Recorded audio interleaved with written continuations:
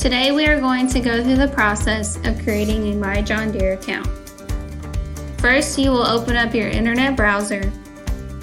Then we will type in www.myjohndeere.com. From here, we will click on Create New Account. Then you will create a username and enter your personal information below.